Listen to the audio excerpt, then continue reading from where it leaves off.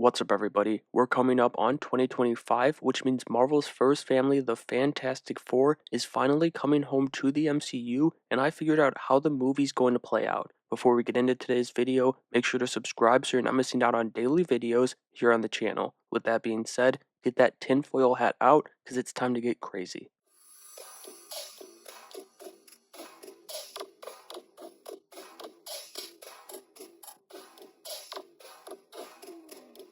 Alright, first off, we gotta make sure we understand what we're walking into in this movie. We're not just meeting this team out of nowhere, they've been lost to the multiverse, and they've been living on this other Earth as celebrity heroes. That's the key to everything. They've become celebrities on this Earth, one, because they are astronauts as we've seen in the trailer, if you've been able to see that trailer as they haven't officially released it, but two, because they've seemingly been fighting members of their rogues gallery over there, like Mole Man, as we've seen both a set underground and a map of the New York area with the Subterranea labeled. Another one, and this is yet to be confirmed, but I covered it a while back on the channel, is John Malkovich as the Red Ghost, a Russian scientist. I think we'll get, I guess I'll just call it a montage of the team taking down those two and more villains as the movie establishes their celebrity status. Also, another unconfirmed casting element, and he could be the voice of Herbie for all I know, who knows, but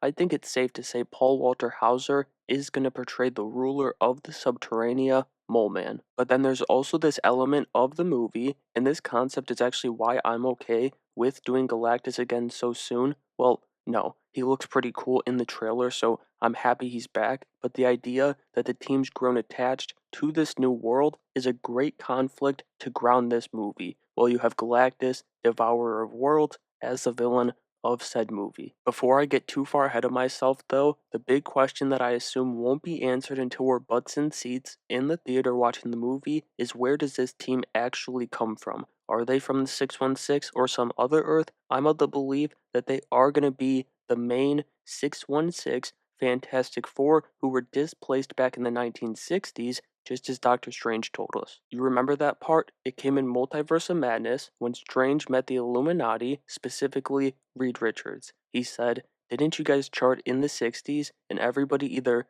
A, laughed it off, or B, connected it to the 60s music group of the same name.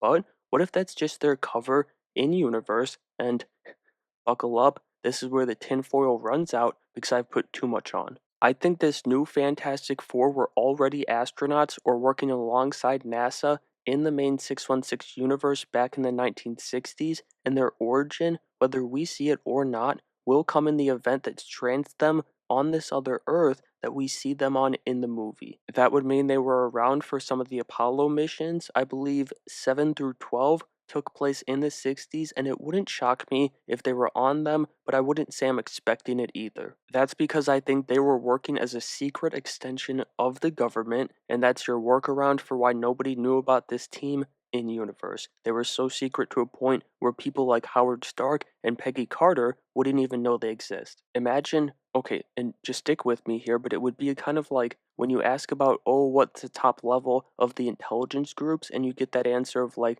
oh, it's that group that has been concealed so well in society that nobody even knows they exist, the agencies that are above the capacity of like the CIA and the NSA. I think that's what the Fantastic Four were in the 616 universe. But without getting too far off track, the point is that, like they do in the comics, the team will be working alongside the government in the MCU. I could also see their disappearance being the thing that causes the tension that we constantly see between the team and the government in that working relationship, though, because they're not always on the same side. Alright, now that we've got that covered, we can dive into the heart of the movie. That's of course going to come from the family element of the team, and I expect that side of things to be very reminiscent of director Matt Shakman's work on WandaVision. Of course, in WandaVision, the conflict there was that Wanda had created this fake family and fake home after Vision's death because she needed to fill that void in her life. There could be a small bit of that in Fantastic Four, and I'll get into it at the end of the video, but it's of course going to have a different base because it's a different situation. I think the family conflict in Fantastic Four will be that one of them,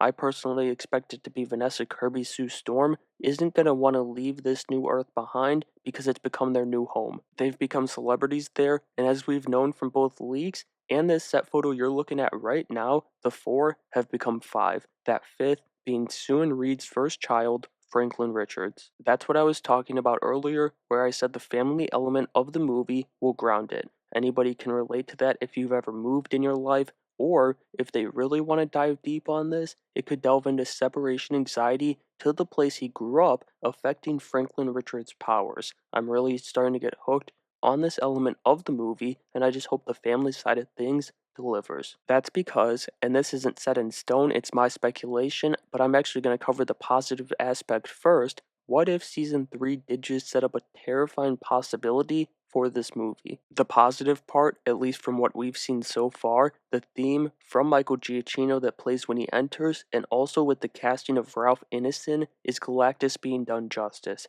Cloud Galactus was not it in Fantastic Four, Rise of the Silver Surfer, and at the very least, he's got the comic design. All we have to wait for is the story. And I think that story will feature the ultimate nullifier being used to defeat Galactus because it allows you to not kill him off and also opens the door for 3 potential scenarios in my head. But essentially, the nullifier would destroy the universe and Galactus, so him and Reed reach a deal that he'll spare Earth. Now, this weapon would be another connection to What If, because Johnny Storm, the Human Torch, acquires the weapon at Uatu the Watcher's orders in the comics, and that could happen here, but that's my nightmare scenario, because it means the exiles, who are also now Watchers, would come with him. But the weird thing is I actually think the 8 heroes together, that being Uatu, Kahori, Asgardian Storm, and Birdie, paired with the Fantastic Four, make a decent team. It's a pretty stacked cast, assuming Halle Berry would be Storm, but I don't want to see Birdie in live action. That was an absurd concept that should die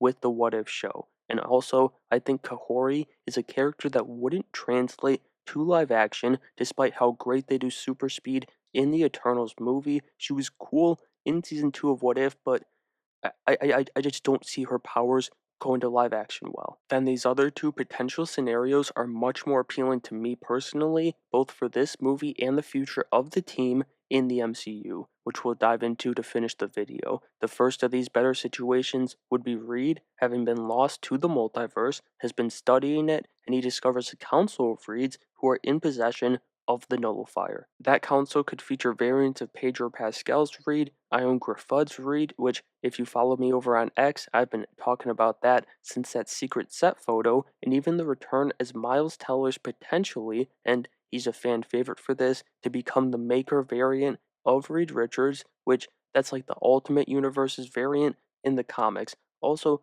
who knows, maybe we get more John Krasinski as Reed too. That would more likely than not lead into Secret Wars, but this next potential scenario could extend even further. This stems from the team being in a retro-futuristic world, so I assume they're still like at least in the 1900s, maybe early 2000s, but we could see Valeria Richards, the second child of Reed and Sue, come in from the future to assist her family in defeating Galactus. Now, there's been some stories where she comes in and she says that she's Valeria Von Doom, and I think that could happen here. But the twist, the MCU twist, would be that she's not even the child of this Reed and Sue, Pedro Pascal, and Vanessa Kirby. She would come from the Earth that is home to Robert Downey Jr.'s Doctor Doom, where maybe he's eliminated that Fantastic Four. I think that would be interesting, not only because of what I just laid out, but because it could also set up the Malice storyline for Vanessa Kirby's Sue Storm after Secret Wars. Malice is a result of an attack from their villains, Psycho Man and Hate Monger, that creates an evil second personality inside of her, and I think that would be a fascinating storyline to dive into with Vanessa Kirby portraying the Invisible Woman. Finally, let's dive into a couple things, just two or three, that this could set up for the future, but I don't want to dive too deep into these because, we gotta focus on this movie first and hopefully it being the best adaptation of the team so far, like I think it will be. The first possible future for this team after their battle with Galactus to save their new home would be ending up straight on Battleworld, and that would seemingly imply that Avengers Doomsday takes place before this movie, and then, you know, things could get kind of tricky in there, things could get messy, but I do think that could work. However, I think it's much more likely that the team ends up back on our main Earth, 616, at the end of their movie. Not only does that make their path to fighting alongside the Avengers a very clear one, but it also opens the door for what I think would be an epic post-credit scene. Now, it could be a bit early for this, but the next saga, the Mutant Saga, is starting immediately after Secret Wars, and there's been talk about who the big bad is gonna be recently. So what if Reed, back on Earth 616, is still studying the multiverse and what else is out there when he taps into the negative zone? That would set up Annihilus, who both Daniel RPK and Alex Perez have said will play a major role as a villain in the next saga. It would also set up the team for their own Valyria, not one from the multiverse, because she's of course conceived in the negative zone in the comics. At the end of the day, if it wasn't obvious already, the hype is there for me with this movie because this is one of Marvel's best properties and we need them to thrive finally. The Fantastic Four, alongside the X-Men, are the future of the MCU. And so that'll do it for today's theory. I still need to see another trailer for this movie, and honestly, it would just be nice to see a trailer released by Marvel, but I feel pretty damn good about this theory, and honestly, it doesn't feel all that crazy to me, at least not the main points. Let me know what you think about it though down in the comments below, and make sure you have a great day.